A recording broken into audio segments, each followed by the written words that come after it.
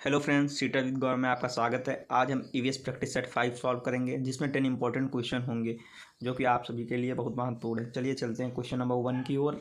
नीचे दिए गए जीवों के समूहों में से किनकी दृष्टि श्रेष्ठ होती है तथा वे मनुष्य की तुलना में 4 गुना अधिक दूरी की वस्तुओं को देख सकते हैं। ऑप्शन ए मधुमक्खी, मच्छर, तितली। ऑप्शन बी बाघ, तेंदुआ, सांड। ऑप्शन सी सांप, रेशम के कीट, छिपकली। ऑप्शन डी चील, गरुड़, गिद्ध। तो इसमें आपका राइट आंसर हो जाएगा ऑप्शन डी चील, गरुड़ और गिद्ध। इन सभी की दृष्टि मनुष्यों की तुलना में 4 गुना से भी अधिक होती है। नेक्स्ट क्वेश्चन की ओर चलते हैं। नीचे दिए गए खेती करने के विवरण को पढ़िए और इस ढंग की पहचान कीजिए। एक फसल को काटने के पश्चात खेत को कुछ वर्षों के लिए खाली छोड़ दिया जाता है, उसमें कुछ भी नहीं उगाया जाता है। इस भूमि में बांस या अन्य खरपतवार जो भी कुछ उग जाता है उन्हें उखाड़ा नहीं जाता, काट कर जला दिया जाता। तब यह राख भूमि को उर्वर बना देती है। जब यह भूमि खेती के लिए तैयार हो जाती है तब उसे हल्का सा खोदा जाता, भूमि को जोता नहीं जाता और उसमें बीज छिड़क दिए जाते हैं। तो आपको बताना है कौन सी खेती है। ऑप्शन ए सिंचाई खेती, ऑप्शन बी सहकारी खेती, ऑप्शन सी झूम खेती, ऑप्शन डी सीढ़ीनुमा खेती। तो इसमें आपका राइट आंसर हो जाएगा ऑप्शन सी झूम खेती। यह क्वेश्चन बहुत ही बार पूछा गया है, इसलिए ये क्वेश्चन आपके लिए मोस्ट इंपॉर्टेंट है। आप सभी लोग इसको जरूर पढ़ कर जाइएगा, झूम खेती। नेक्स्ट क्वेश्चन की ओर चलते हैं। Question number 3।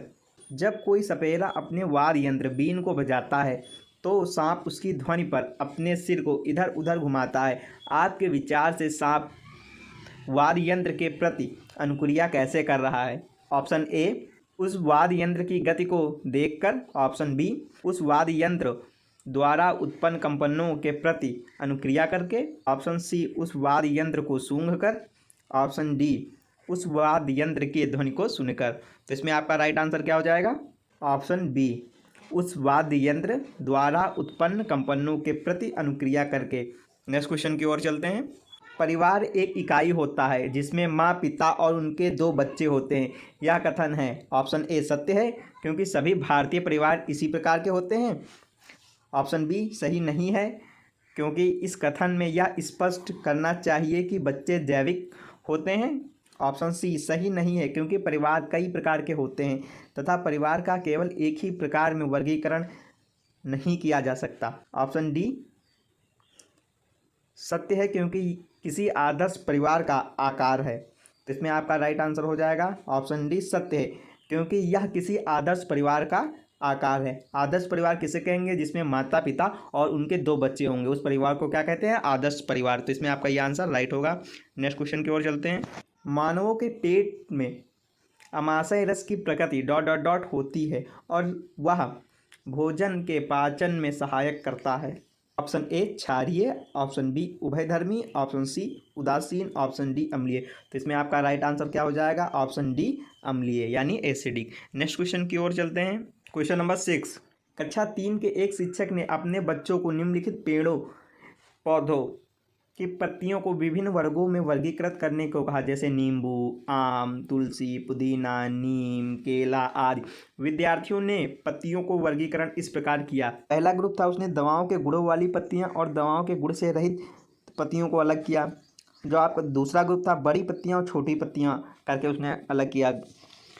शिक्षक ने समूहों को ऑप्शन ए को सही माना है और ऑप्शन बी को गलत।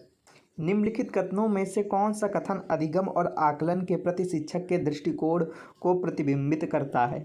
ऑप्शन ए वर्गीकरण का काम बहुत विशिष्ट और स्तरीकृत है तथा इसका एक ही सही उत्तर होता है। ऑप्शन बी यह क्रियाकलाप पत्तियों से सूचना ग्रहण करने पर केंद्रित है जिसका भिन्न अर्थ लगाया जा सकता है।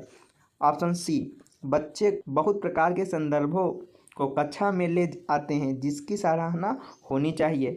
ऑप्शन डी अपने अनुभवों पर निर्भर करते हुए बच्चे वर्गीकरण में बहुत से तरीकों का उपयोग कर सकते हैं। तो इसमें आपका राइट आंसर क्या हो जाएगा ऑप्शन ए वर्गीकरण का काम बहुत विशिष्ट है और स्तरीकृत है तथा इसका एक ही सही उत्तर होता है। नेक्स्ट क्वेश्चन की ओर चलते हैं। पर्यावरण अध्ययन की अपनी कक्षा में समूह क्रियाकलाप का निर्माण करते हुए आप निम्नलिखित विचारों में से किनका ध्यान रखेंगे? पहला है आपका बच्चों की रुचियों का ध्यान रखा जाए, हाँ बच्चों की रुचियों का ध्यान रखा जाएगा। सेकंड है लड़कों और लड़कियों को समान रूप से रुचिकर लगे, ये भी सही है। इसमें मूल्यवान सामग्री लगी हो, ये आपका नहीं, कोई ज़रूरी थोड़ी ना कि मूल्यवान सामग्री ही लगी हो। फोर्थ है सभी धार्मिक सांस्कृतिक पृष्ठभूमि के बच्चों को रुचिकर लगे, ये आपका सही है। तो हम लोग देख सकते हैं इसमें कौन कौन सा सही है। आपका पहला सही है, आपका दूसरा सही है और आपका चौथा सही है। तो हम लोग ऑप्शन में देखेंगे, ऑप्शन पहला इसमें है, दूसरा चौथा, तो इसमें क्या हो जाएगा आपका राइट आंसर? ऑप्शन सी, पहला दूसरा और चौथा। नेक्स्ट क्वेश्चन की ओर चलते हैं। निम्नलिखित सभी कथन पर्यावरण अध्ययन में सामूहिक रूप से क्रियाकलापों में संलग्न शिक्षकों और विद्यार्थियों के पक्ष में तर्क प्रस्तुत करते हैं, केवल एक कथन को छोड़कर। वह कौन सा कथन है? तो जो तर्क नहीं प्रस्तुत कर रहा है उसको, उस कथन को क्या करना है, हमें बताना है। तो चलते हैं। ऑप्शन ए प्रणों के समर्थन से बच्चों को अपनी क्षमता से अधिक ज्ञान के निर्माण में सहायता मिल सकती है। ऑप्शन बी बच्चे परस्पर सामंजस्य और सहयोग करना सीखते हैं। ऑप्शन सी बच्चे दूसरे बच्चों से बात और बहस करने से अधिक सीखते हैं। ऑप्शन डी समूह क्रियाकलापों की वजह से बच्चे अंक उपलब्धि में अच्छा सुधार प्रदर्शित करते हैं। समूह कार्य से पर्यावरण अध्ययन कर रहे बच्चों का सामाजिक व्यक्तिगत विशेषताओं के आकलन के लिए निम्नलिखित में से कौन सा उपकरण उपयुक्त होगा? ऑप्शन ए निर्धारण मापनी, ऑप्शन बी दत्त कार्य, ऑप्शन सी कागज पेंसिल परीक्षण, ऑप्शन डी मौखिक प्रश्न। तो इसमें क्या होगा आपका राइट आंसर? ऑप्शन बी दत्त कार्य। दत्त कार्य यानी असाइनमेंट। नेक्स्ट क्वेश्चन की ओर चलते हैं। क्वेश्चन नंबर 10, नीचे पौधों के बारे में बच्चों के कुछ सहजानुभूत विचार दिए गए हैं, इनमें से कौन सा विचार वैज्ञानिक दृष्टि से ठीक है? ऑप्शन ए घास पौधे नहीं है, ये आपका गलत है क्योंकि घास पौधे होते हैं। कुछ सब्जियां फल होती हैं, ये आपका बिल्कुल राइट है। बीज किसी पौधे का हिस्सा नहीं होते हैं, ये आपका रॉन्ग है। ऑप्शन डी गाजर और बंद गोभी पौधे नहीं है, ये भी आपका रॉन्ग है। तो इसमें आपका राइट आंसर क्या हो जाएगा? ऑप्शन बी कुछ सब्जियां फल होती हैं। Thank you friends, please like share and subscribe my channel seated with Gaurav.